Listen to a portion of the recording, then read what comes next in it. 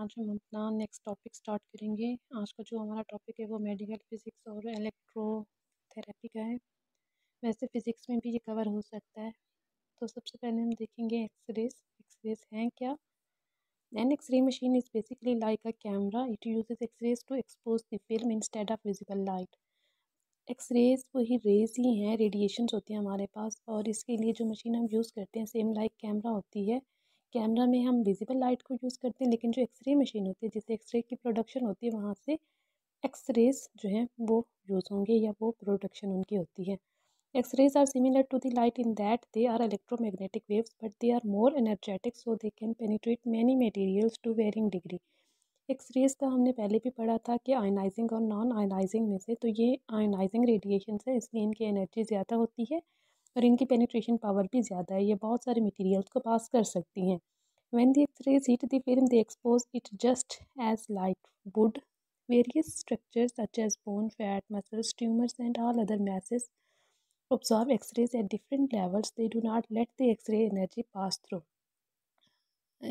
और इसके बाद एक्सरेज जो कि हमारी बेसिक इन्वेस्टिगेशन है मेडिकल में, इसको अगर हम देखें तो इसमें हमें डिफरेंट जो हमारी बॉडी के टिश्यूज़ हैं उनकी कैपेसिटी जो होती है एक्सरेज को एब्जॉर्ब करने की वो डिफरेंट है। जैसे बोन्स हैं, फैट्स हैं, मसल्स हैं, ट्यूमर्स हैं जो कि हमारे पास पैथोलॉजिकल स्ट्रक्चर्स हैं। तो इन्हीं की एब्जॉर्प्शन के बेसिस पे हमें डिफरेंट स्ट्रक्चर्स जो हैं वो आइडेंटिफाई होने को मिलते हैं। The images on the film let's you view distinct structures inside the body because of the different level of exposure on the film. Discovery of X-ray discovered in 1895 by the German physicist named Wilhelm Röntgen. तो इसकी discovery वो 1895 में हुई थी। He found shadow of his bone and fluorescent screen. तो सबसे पहले इसने अपने ही बोन्स का जो है शेडो देखा था फ्लोरिसेंट स्क्रीन पे। ये वही फिजिस्ट हो गया। और उसका hand X-rays are form of electromagnetic radiation similar to the visible light but with short wavelength. X-rays जो हैं वो इलेक्ट्रोमैग्नेटिक रेडिएशंस में हैं और इनकी रेडिएशंस अगर हम देखें इलेक्ट्रोमैग्नेटिक स्पेक्ट्रम में ये गैमा रेज के करीब होती हैं क्योंकि इनकी एनर्जी ज़्यादा होती है और वेवलेंथ कम होती है। सेम लाइक विजिबल लाइट ही हैं, लेकिन वही अगर हम इसकी वेवलेंथ को कंपेयर करें विजिबल लाइट से तो वेवलेंथ इसकी शॉर्ट होगी, लेकिन फ्रीक्वेंसी इनकी ज़्यादा होती है, एनर्जी इनकी ज़्यादा होती है। यही रीज़न है कि ये इनकी पेनिट्रेशन पावर भी ज़्यादा है। Electromagnetic spectrum electromagnetic radiation consist of energy in small packets called photons. They are grouped according to their wavelength and frequency. Electromagnetic spectrum में हमारे पास डिफरेंट रेडिएशंस होती हैं जो कि रेडियो फ्रिक्वेंसी से स्टार्ट होती हैं और गैमा रेज तक होती हैं। सबसे ज़्यादा वेवलेंथ हमारे पास रेडियो फ्रिक्वेंसी वेव्स की होती है और सबसे कम वेवलेंथ जो है वो गैमा रेज की होती है। अगर इसी के अकॉर्डिंग हम वेवलेंथ को देखें इसी सीक्वेंस में तो सबसे कम जो फ्रीक्वेंसी है वो रेडियो वेव्स की है और सबसे ज़्यादा फ्रीक्वेंसी गैमा वेव्स की है। इन इलेक्ट्रोमैग्नेटिक एनर्जी में स्मॉल पैकेट्स ऑफ एनर्जी हैं। Electromagnetic radiations small packets of energy हैं जिनको हम फोटॉन्स कहते हैं और इनको डिफरेंट वही ग्रुप्स में कैटेगराइज्ड किया गया है, इनकी ग्रुपिंग की गई है। जैसे अल्ट्रावायलेट रेज हैं, इंफ्रारेड रेज हैं, एक्स रेज हैं, गैमा रेज हैं, रेडियो वेव्स हैं, विजिबल रेज हैं। ये हमारे पास इलेक्ट्रोमैग्नेटिक स्पेक्ट्रम आ गया जो कि रेडियो वेव से स्टार्ट हो रहा है। उसके बाद microwaves, infrared, visible, ultraviolet, X rays and gamma rays. Similarly अगर हम वेवलेंथ को देखें तो वेवलेंथ में क्या है, रेडियो वेव्स की सबसे ज़्यादा वेवलेंथ हमें नज़र आ रही है इस पिक्चर में।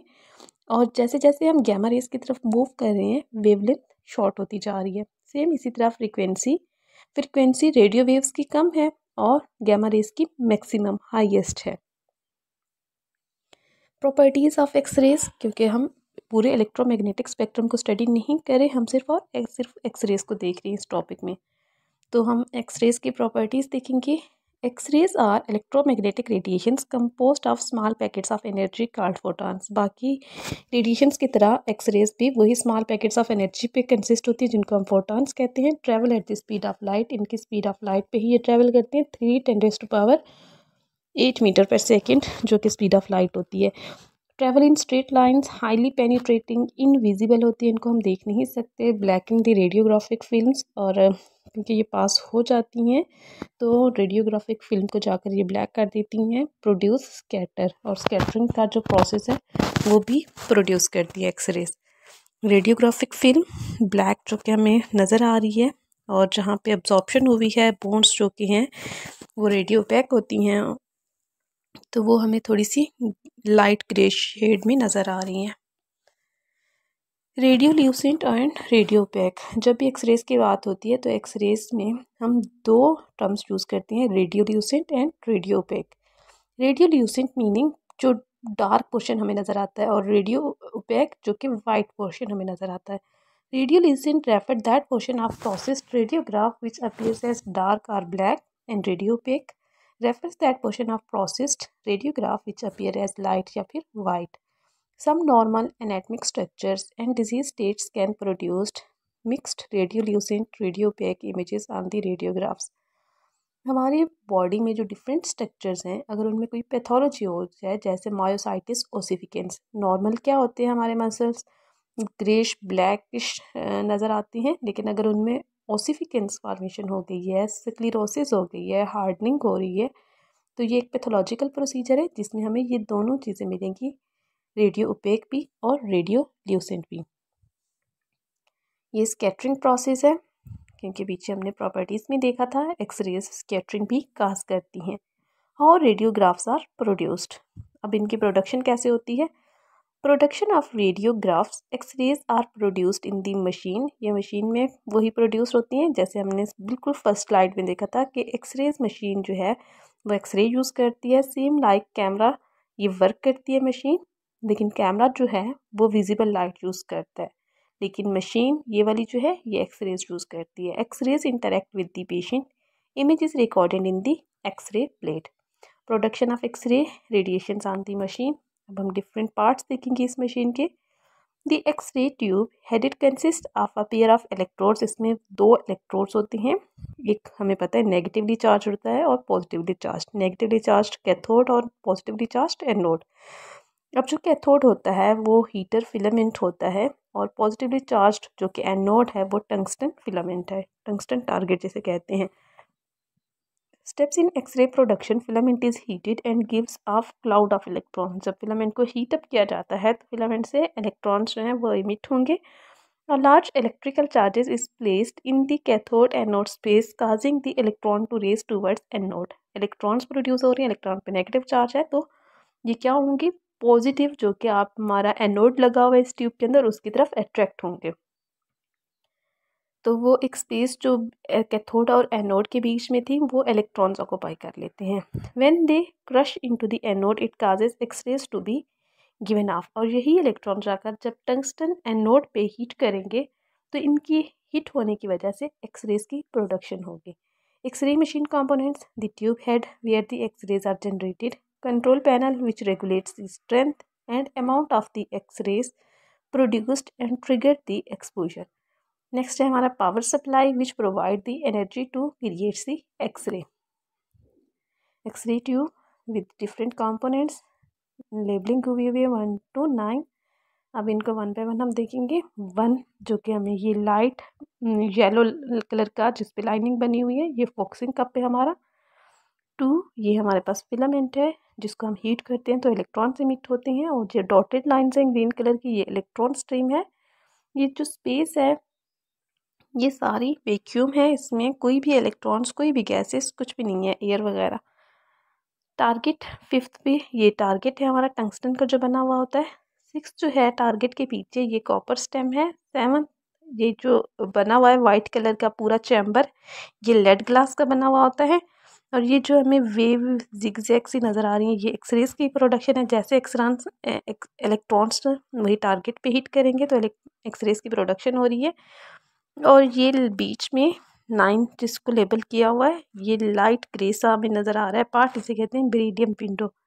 यहाँ पे लेड नहीं है, बेरिलियम विंडो है, इसी से ही एक्सरेज जो हैं इस ट्यूब से बाहर आती हैं, और जहाँ पे भी हमारा टारगेट होता है हम उस टारगेट पे इसको फोकस करते हैं। एक्सरेज ट्यूब कंपोनेंट अब डिटेल देखेंगे। फोकसिंग कप नाम से पता चल रहा है, focus electron on target. Filament releases electrons when heated. Electron stream electron cross filament to the target during the length of exposure. VQ कोई गैस नहीं कोई एयर नहीं, नो एयर और gas inside the X-ray tube that might interact with the electrons crossing tube.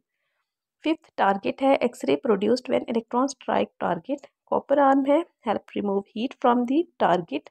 Lead glass keep X-rays from exiting tube in the wrong direction. X-rays produced in the target are emitted in all direction. Beryllium window. This non-leaded glass allows X-rays to pass through the PID position indicating device होती है ये हमारे पास PID would be located directly in the line with this window. Why is lead shield apron placed on you when you get an X-ray? तो ये हम protected shields क्यों use करते हैं? X-rays emit radiations which cause mutation to the healthy cells. X-rays are only harmful if they are exposed to them for a really long time. X-rays you get at the doctor are okay because you don't get them every day. X-rays are more beneficial than they are harmful because they can detect problems. They can be detrimental to your health. X-rays के अगर हम side effects और इसके benefits को compare करें तो इसके benefits कहीं ज़्यादा हैं इसके साइड इफ़ेक्ट्स से। तो एक्सरेज जैसे कि रेडियोलॉजिस्ट हैं जिनका डेली बेसिस पे एक्सपोजर है ये उनके लिए हार्मफुल हो सकती है। क्यों हार्मफुल हो सकती है? क्योंकि ये हेल्दी सेल्स में म्यूटेशन काज करती है। ये वही X-ray tube with its different parts. यहाँ पे कोलीमीटर्स लगे हुए हैं। कोलीमीटर्स जो है ये फोकस करती हैं। वैसे तो फैन ऑफ हो जाती है लाइट लेकिन ये टारगेट वही एक ही लाइन में फोकस करते हैं। इनका जो फंक्शन होता है। How X-rays interact with the patients. 3 things occurred. Some X-rays absorbed, some pass straight through the patient, some scattered. जब भी एक्सरेज वही टारगेट पे जाएंगी तो 3 जो है हमें प्रोसीजर्स मिल सकती हैं। 3 इफ़ेक्ट्स मिल सकते हैं एक्सरेज की वजह से। नंबर 1 या तो वो एब्जॉर्ब हो जाएंगी। नंबर 2 या तो वो स्ट्रेट मतलब पास हो जाएंगी बॉडी से, थ्रू आउट पास हो जाएंगी और कुछ जो है वो स्कैटर्ड हो जाएंगी। वही हिट बैक वो मूव कर जाएंगी। How image is form. An X-ray beam leave the tube head, it fans out and become weaker. पीछे हमने डायग्राम में देखा था कि कोलीमीटर यूज़ हो रहा था इस फैनिंग आउट को इनहिबिट करने के लिए। तो एक्सरेज जैसे जैसे फैन आउट होंगी उनकी इंटेंसिटी कम होगी, वो वीक पहुंच जाएंगी। As the distance double the strength is reduced. जितना ट्यूब से डिस्टेंस ज़्यादा होगा, सोर्स ऑफ एक्सरे से डिस्टेंस ज़्यादा होगा, उनकी स्ट्रेंथ उतनी कम होगी, इंटेंसिटी उतनी ही कम होगी।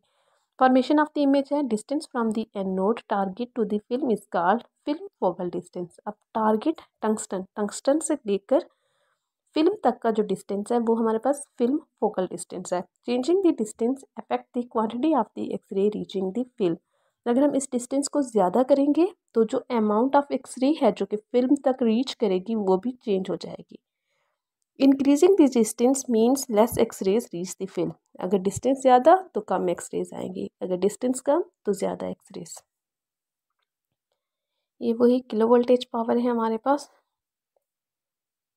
नीचे फिल्म लगी हुई है ग्रीन कलर की और ऊपर ये हमारे पास डॉटेड लाइंस के साथ जो शो हुआ है एपिक्स, ये टंगस्टन फिलामेंट है, टारगेट है जहाँ से एक्सरेज की प्रोडक्शन हो रही है। फॉर्मेशन ऑफ इमेज है लो डेंसिटी और low atomic number tissues allow more x-rays through causing more blackening of the film. वो टिश्यूज़ वो स्ट्रक्चर्स हमारी बॉडी के जो इनकी डेंसिटी कम होती है, जिनका एटॉमिक नंबर कम होता है, उनसे ज़्यादा एक्सरेज पास कर जाती है। ज़्यादा एक्सरेज पास करेंगी तो वो फिल्म को जाकर ब्लैक कर देंगी और वो हमें डार्क ग्रेश कलर थोड़ा नज़र आएगा फिल्म पे। सेकेंड चीज़ है हमारे पास हमारी बॉडी में वो टिश्यूज़ जिनकी डेंसिटी ज़्यादा होती है, जिनका एटॉमिक नंबर ज़्यादा होता है, तो उनसे एक्सरेज कम पास होंगी तो मतलब लेस ब्लैकनिंग लेस डार्कनिंग जो है वो हमें मिलेगी। रेडियो ओपेक की तरफ हमें इमेज मिलेगा।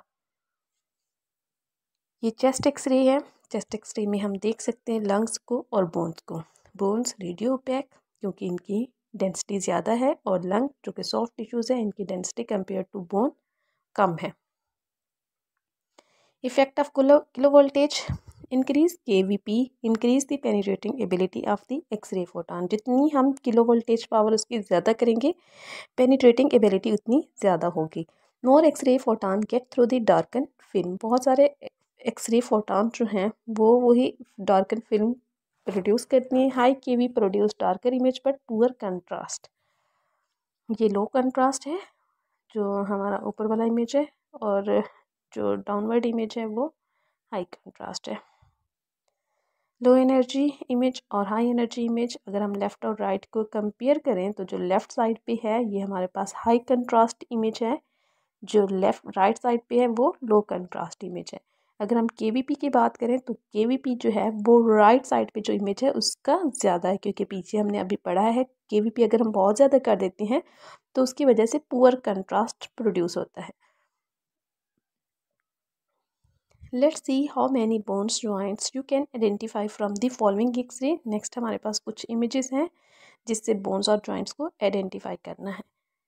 अब अगर इसको देखें तो ये वही चेस्ट एक्सरे है हमारे पास। सबसे ऊपर क्लेविकल नज़र आ रही है दोनों साइड पे, राइट और लेफ्ट। बीच में स्टर्नम है और ये रिब्स नज़र आ रही हैं दोनों तरफ से, और साथ ही ये स्टर्नोक्लेविकुलर जॉइंट यहाँ पे हो सकता है, और रिब्स और स्टर्नम का जो जॉइंट है कॉस्टोस्टर्नल जॉइंट ये नज़र आ रहा है। Let's see how many bones joint, ये तो हो गया। अच्छा, नेक्स्ट हमारा जो इमेज है ये वही स्टर्नम है। What kind of the bones are these, अगर हम इनकी बात करें तो ये फ्लैट बोन्स होती हैं, और ये जॉइंट कौन सा बन रहा है हमारे पास, ग्लाइडिंग जॉइंट है। नेक्स्ट ये स्कल का इमेज है। स्कल में हमें स्कल भी नज़र आ रहा है, सर्वाइकल स्पाइन भी नज़र आ रही है, और फेशियल बोन्स जितनी भी हैं वो भी नज़र आ रही हैं। तो ये क्रेनियम हो गया। क्रेनियम भी फ्लैट बोन है, और क्रेनियम में जो जॉइंट्स बनते हैं डिफरेंट बोन्स के बीच में, जैसे फ्रंटल बोन है, ब्राइटल है, टेम्पोरल, ऑक्सीपिटल, तो वो सूचर्स होती है। सूचर्स इमूवेबल जॉइंट्स होते हैं हमारे पास। नेक्स्ट ये हमारे पास नी जॉइंट बन रहा है, इसको हम आइडेंटिफाई करेंगे पेटेला की वजह से। ये पेटेला प्रोमिनेंट सी बोन जो हमें नज़र आ रही है। ये हमारे पास एल्बो जॉइंट है, ओनली क्रेनियल प्रोसेस, कोई पेटेला नहीं है। अब अगर हम लेफ़्ट साइड पे इमेज देखें तो ये हमारे पास और आर्म है, और राइट साइड पे इमेज ये नी जॉइंट है। नी जॉइंट को हमने कैसे आइडेंटिफाई किया, पेटेला की वजह से। ये दोनों ही लॉन्ग बोन्स के बीच में जॉइंट बन रहा है, और जॉइंट की टाइप क्या है, हिंज जॉइंट है। यहाँ पे हमें फ्रैक्चर नज़र आ रहा है, ह्यूमरस का फ्रैक्चर। नेक्स्ट ये शोल्डर का ट्रांसवर्स फ्रैक्चर है, सॉरी शोल्डर नहीं, ये ह्यूमरस बोन का वही ट्रांसवर्स फ्रैक्चर है। और ये जॉइंट हमें कौन सा नज़र आ रहा है, शोल्डर जॉइंट है। शोल्डर जॉइंट की टाइप क्या है, बॉल एंड सॉकेट जॉइंट है। ये हमारे पास रिस्ट जॉइंट है, जो कि कार्पल्स और रेडियस अल्ना के दरमियान बन रहा है।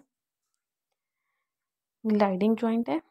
Which x-rays shows a problem, what is the problem. अगर हम राइट और लेफ्ट का कंपेयर करें तो जो लेफ्ट साइड पे एक्सरे है वहाँ पे डिसलोकेशन हुई हुई है एल्बो की। थैंक यू, ये टॉपिक हमारा कंप्लीट हो गया। नेक्स्ट इंशाल्लाह हम किसी और टॉपिक के साथ मिलेंगे, तब तक के लिए अल्लाह हाफिज़।